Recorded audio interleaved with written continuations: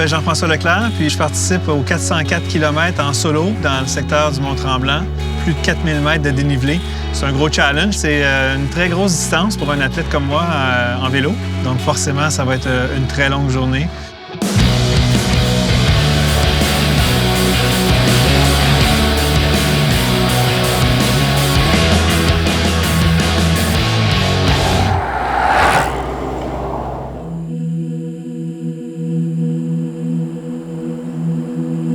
C'est sûr que la distance en elle-même est déjà importante.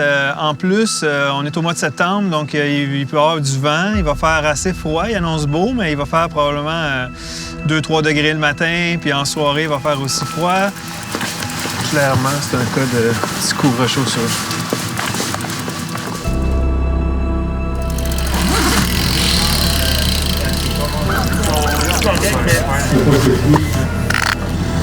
Chance 7, je pense. Cette course-là, c'est un défi important. C'est l'événement principal pour moi cette année. Je me dis que si je finis entre 15 et 16 heures, je vais être très, très heureux. Si c'est plus long, ça sera plus long. L'objectif, c'est de finir. Quand je suis arrivé sur le départ, puis là, c'était comme vrai, on dirait. Là, je réalisais que c'est concret, ça y est, on va partir. C'est toujours ça, hein, quand on fait une course comme ça, on se prépare plusieurs mois d'avance. Fait que quand ça part, on a comme un sentiment d'exaltation, de enfin, on est dedans.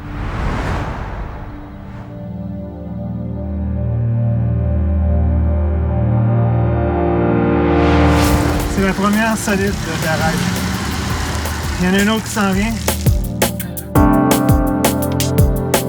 On a tendance souvent à aller trop vite, puis vouloir aller trop vite ou sentir qu'on est trop en forme. Puis là, évidemment, en partant pour une épreuve de cette longueur-là, la gestion de l'énergie, je savais que c'était un élément important. C'est-à-dire de ne pas partir trop vite, de bien gérer mon tempo, bien commencer à boire, à manger, vraiment pour ne pas hypothéquer ma course là, dès la première étape.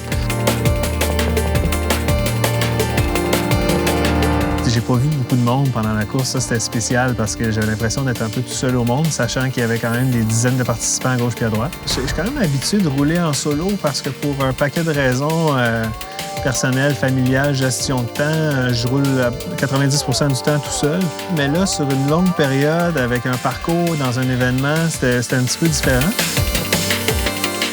Fait que la première étape, dans l'ensemble, ça s'est bien passé. Il faisait 3-4 degrés, je pense, à peu près. Fait que c'était frais, mais on voyait que le soleil était pas loin derrière. Donc, tout ça était très gérable. Je me suis rendu au premier. Le froid, c'est le seul challenge. J'espère pas trop gaspiller l'énergie à garder ma température, mais tout va bien là. J'ai pas de timer, fait que je vais au feeling. Donc, je sais pas, je suis rendu à peu près, mais je pense que je suis pas trop vite. J'espère, en tout cas. J'ai des œufs et des saucisses dans le char, t'en veux-tu?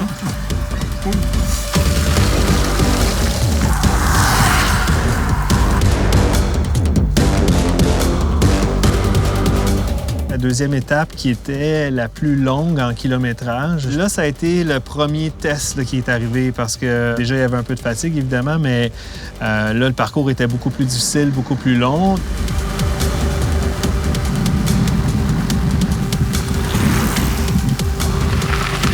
Les 25 premiers kilomètres de la deuxième étape, là,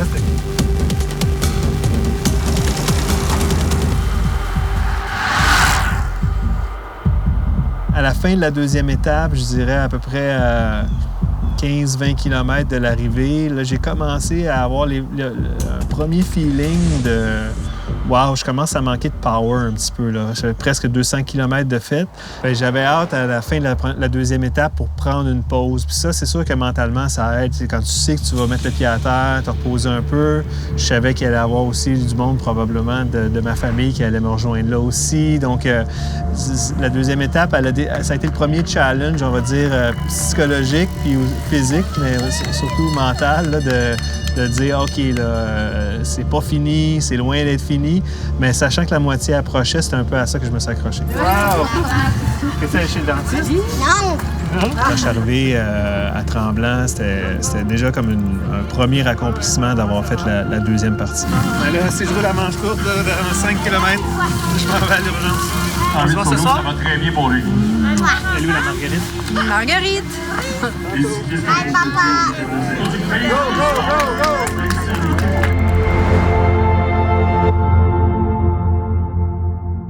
Ma grosse crainte pour toute cette course-là, c'était de ne pas exploser ou bunker en bon français. Parce que quand ton corps, il se ferme puis il est en shutdown complet, c'est bien, bien dur de récupérer. Fait que je me disais, tu sais, si je pète à 200 km de la fin, ça va vraiment être la pire journée de ma vie. Fait que j'étais dans cette gestion-là.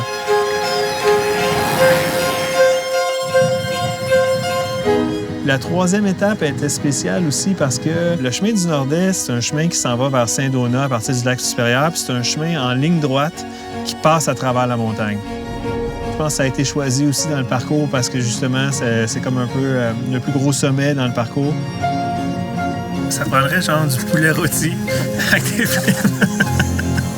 Faire le Nord-Est, finalement, ça m'a donné un gros boost d'énergie. Ça a taxé mon corps, mais mentalement, c'est comme, OK, wow, j'ai plus que la moitié de fête.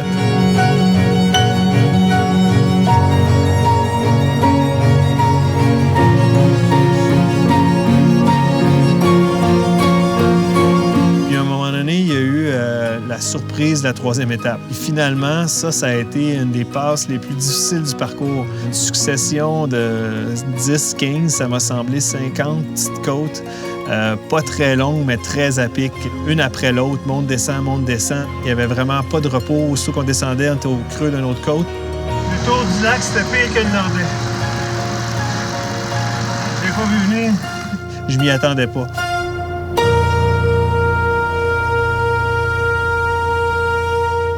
Réalise qu'il ne reste pas 15 km, là, il en reste une centaine.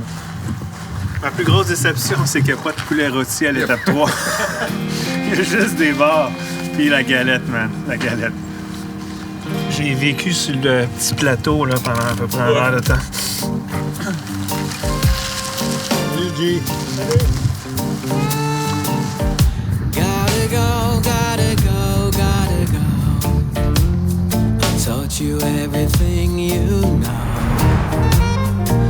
every little thing you know. Gotta fly, butterfly. You won't even tell me why. You can't go on without me, can't go on alone. Just stop to think about it. You will never make it home. You will never make it through. 'Cause I'm the only one for you.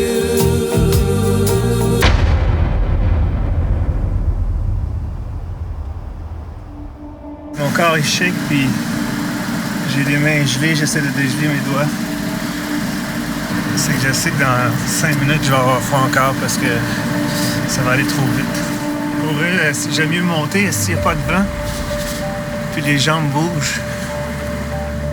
C'était vraiment ça. J'avais hâte de pogner de monter parce que quand tu montes, il y a moins de vent, il fait chaud, parce que tu forces, puis tout ça. J'avais comme hâte de pogner des côtes, ce qui était complètement absurde. On va essayer de se rendre en bas. OK, vas-y, man. Je vais doucement. Il aurait fallu que mon bike explose là, pour pas que je me rende à la fin rendu là. On sent là, que l'énergie est physique et est aussi très psychologique là, parce que je sentais le fil d'arrivée.